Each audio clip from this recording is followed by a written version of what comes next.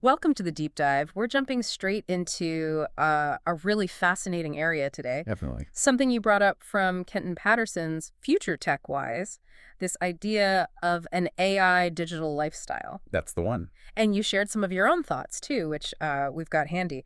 So our aim today is really to get under the skin of this concept. Unpack it a bit. What does it actually mean? What are the different, pieces Patterson talks about? And what are the big shifts it could bring to just, well, how we live every day? Let's do it. So, okay, at its core, this AI digital lifestyle, Oh. it feels like it's about AI just becoming this sort of invisible but really powerful part of daily life, making things, I guess, more tailored, more efficient. That's exactly it. And what Patterson really stresses, which I think is key, is that feeling of like invisibility. Right. It's not supposed to be about fighting with complicated tech. It's more like this intuitive presence that just makes what we already do, well, better. He paints this picture of AI as this sort of background intelligence. It almost guesses what we need and smooths out our routines without us really having to actively manage it. Okay, let's make that concrete. Patterson kicks off with an example that really caught my eye, waking up. Mm-hmm. Forget the horrible screeching alarm. He describes an AI assistant, right, that's actually tracking your sleep cycles, the natural stages of sleep. Your REM, deep sleep, all that. Exactly. And it gently wakes you up at the best possible moment, all while, adjusting the room temperature, maybe even getting the coffee machine going. A powerful image. It really is. It's AI just intuitively working around your individual needs right from the minute the day starts. Precisely. And it's more than just like simple automation setting a timer or something. Right. It's not just a fancy timer. No, it's genuine personalization. Oh, What's really interesting is the level of awareness the AI seems to have. It understands your body's rhythms, your preferences, Yeah. all to make the start of your day, well, better, more productive, maybe more pleasant. Yeah. Optimizes your well-being, as he puts it. Right. From when you open your eyes, it's not just about convenience, though that's part of it. Gotcha. And this idea, this sort of constant helpful presence, Patterson carries that through when he talks about our current AI assistants, the Cirrus, Alexis, Google assistants of the world. He sees them evolving into this kind of personal concierge service. It's way beyond just, hey, set a reminder. Oh, did it? It's managing schedules, controlling smart home stuff, answering pretty much any question. And he makes this point that this level of help is getting much more common, Yeah. not just for the super rich anymore. That's a really crucial point, actually. If you think bigger picture, these assistants are making a type of personalized support available that, used to require a lot of personal resources, a human assistant, for instance. Right. And what's fascinating now is how much better they're getting at understanding just, well, how we talk. Yeah. Natural language. Okay. Not just keywords. Exactly. Yeah. And the context behind what we're saying. So talking to them feels less like barking commands and more like having a quick chat with someone helpful. Now let's shift to something I think, well, most of us already use, but maybe haven't thought about quite like this. Entertainment. Okay. Patterson points to platforms like Netflix, Spotify. Yeah. Obvious examples, right? Using AI to learn what we like, give us recommendations. Standard stuff now, almost. But then he also touches on this newer thing, AI actually generating music and videos. Stuff that could be totally tailored just for you. Yeah, that is kind of wild to think about. Isn't it? It really makes you wonder about, well, where creativity and consumption are going. Right. What happens when an algorithm can just whip up content specifically for your tastes? It kind of blurs the lines, doesn't it? Between just watching something passive and experiencing something much more bespoke. Hyper-personalized, yeah. Definitely opens up that world. And look, the efficiency is great, maybe less endless scrolling. Tell me about it. But, like you hinted, you do wonder about stumbling onto things. Those happy accidents where you find something amazing you never would have searched for. Yeah. Does that get lost? That's a really good question. That serendipity factor. Okay, but then Patterson moves on to the intelligent home. And this is more than just, shouting, turn the lights on. Right. He's talking about AI systems that actually learn your patterns, and then they automatically adjust things, lighting, temperature, maybe even security settings. Okay. And the big benefit he keeps coming back to isn't just the cool factor, it's increased peace of mind, potential energy savings too, and just less daily hassle, less stress. Exactly. The smart home in this kind of AI lifestyle vision, it stops being just reactive. You tell it, it does it. Right. It becomes proactive, it anticipates what you might need or want, and just responds intuitively. So it learns over time. That's the interesting part, yeah. Yeah. The potential for these systems to learn and adapt, getting even more tuned in to Oh. your specific routines, your preferences. Well, imagine your house learning you like it a bit warmer in the evenings, maybe around 7 p.m. Okay. So it starts nudging the thermostat up automatically around 6, an hour before you usually settle down, without you doing anything. I see. It's about creating this living space that genuinely supports you, your well-being, without you having to constantly fiddle with controls. Now, this next bit feels potentially huge. Proactive health management. Yeah, this is significant.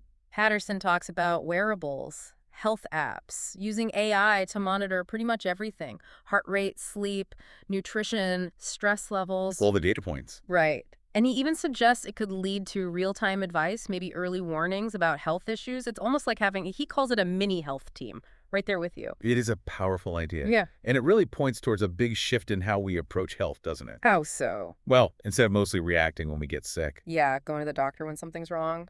we move towards something more preventative, more personalized. Keeping well in the first place.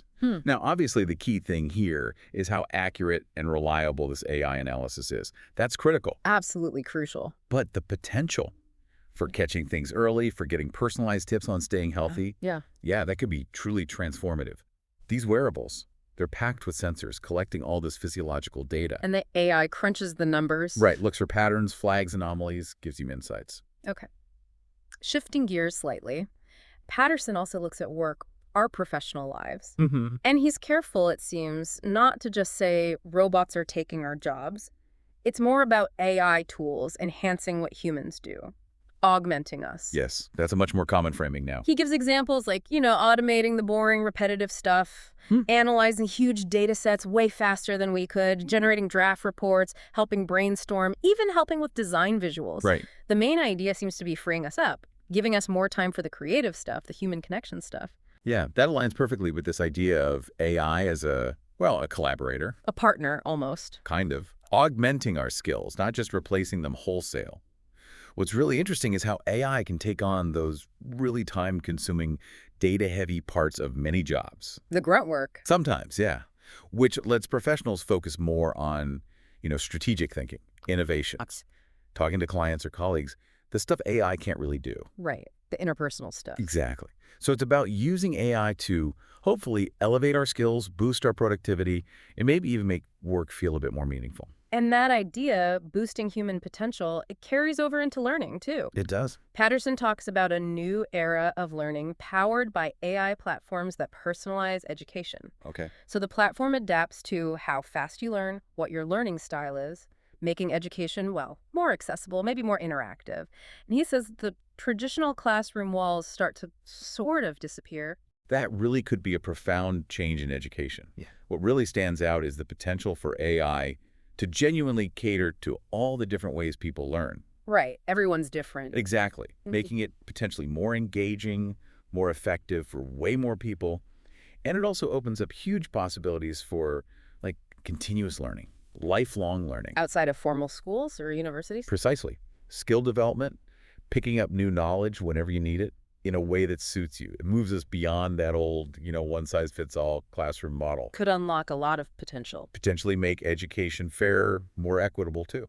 Interestingly, Patterson also mentions AI helping us connect with each other, not just with the AI itself. Oh, how so? He talks about AI platforms that could help people find communities, based on shared interests or maybe people needing similar support or even learning goals, basically breaking down geographical distance. Oh, okay. Like matchmaking, but for communities. Kind of, yeah.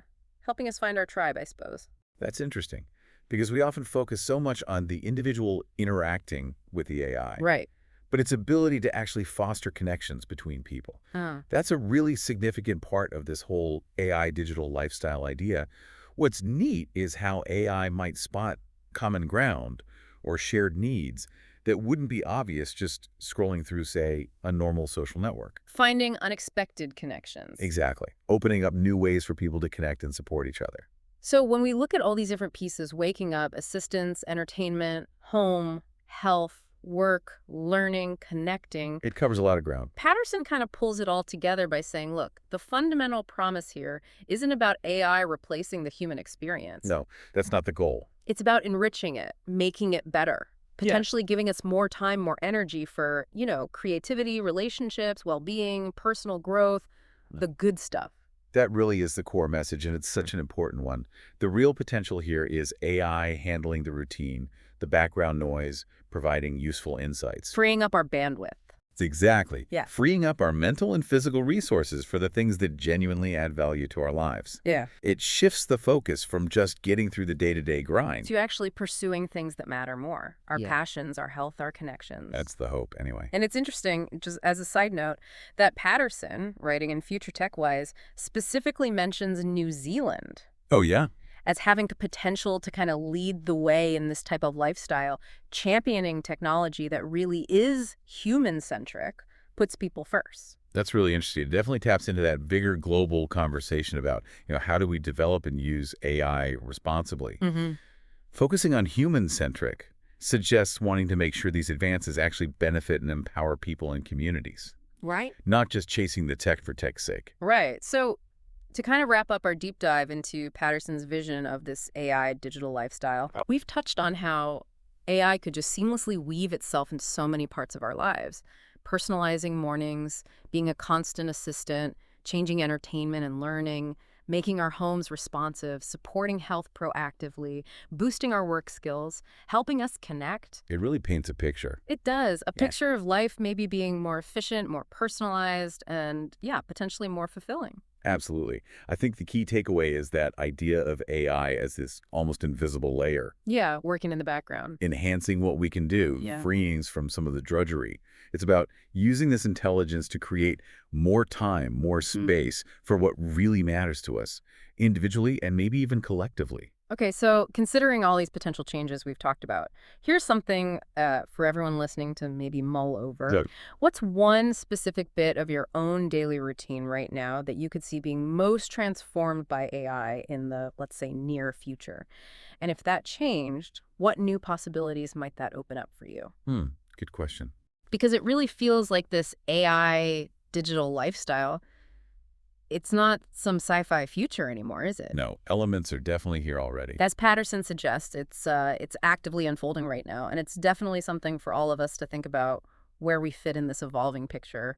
Thanks for exploring this today. My pleasure. Lots to think about.